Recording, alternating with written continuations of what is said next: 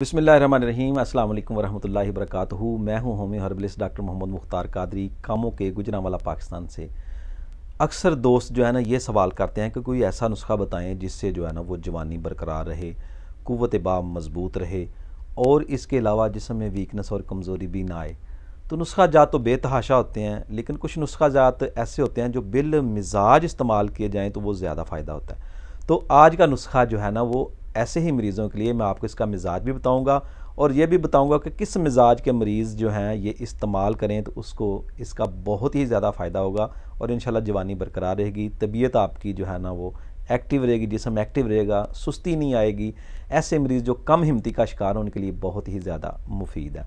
नुस्खा नोट करने से पहले मेरी आपसे गुजारिश है कि आप मेरे चैनल को सब्सक्राइब ज़रूर करें और साथ घंटी के बटन को ज़रूर प्रेस कर दिया करें ताकि आपको नई आने वाली वीडियो का नोटिफिकेशन बाकायदगी से मिलता रहे।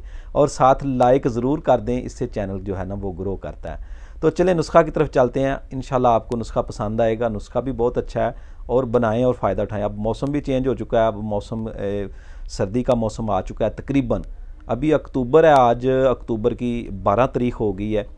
तो बारिशें भी, कल बारिश भी हुई है, तो मौसम जो है ना वो बहुत ज़्यादा चेंज हो चुका है। तो कई इलाकों में तो वैसे ही सर्दी है, तो ऐसे इलाकों में रहने वाले मरीज़ों के लिए भी ये नुस्खा बहुत ज़्यादा मुफीद है। सर्दियों में इसका फ़ायदा ज़्यादा है क्योंकि ये तलखी नहीं करेगा सर्दी में।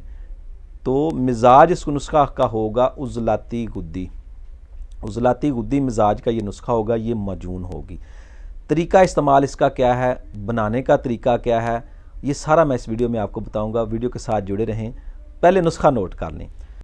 ज़ाफ़रान 1 तोला, लौंग 1 तोला, जायफल 1 तोला, जावित्री 1 तोला, दारचीनी 1 तोला, सुंड 1 तोला, चीनी 100 ग्राम।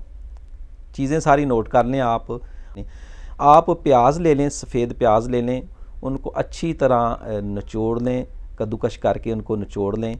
तो निचोड़ कर उसका पानी निकाल लें। एक छोटा कप जो है ना वो पानी जो है ना वो उसमें से 1 कप पानी का निकाल लें, प्याज का पानी। तो सबसे पहले चीनी को जो है ना वो 100 ग्राम चीनी को जो आप वो है ना प्याज के पानी में नरम करें, चूल्हे पर चढ़ा दें। हल्की आंच में जो है ना उसको शीरा उसका तैयार हो जाएगा, कवाम तैयार हो जाएगा। तो उसमें ये सारी चीज़ें पाउडर करके जो है ना वो शामिल कर लें। ज़ाफ़रान जो है वो उसको कोशिश करें कि थोड़े से अर्के गुलाब में जो है ना वो खरल कर लें अच्छी तरह। तो नुस्खा बहुत ही कामयाब है, बेहतरीन चीज़ है।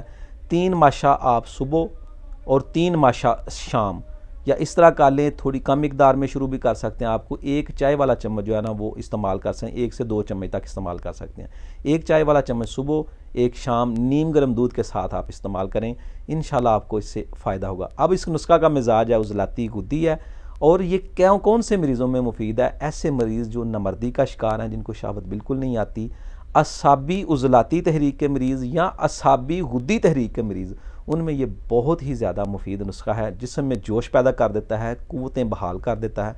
बहुत ही अच्छा नुस्खा है, अच्छी चीज़ है।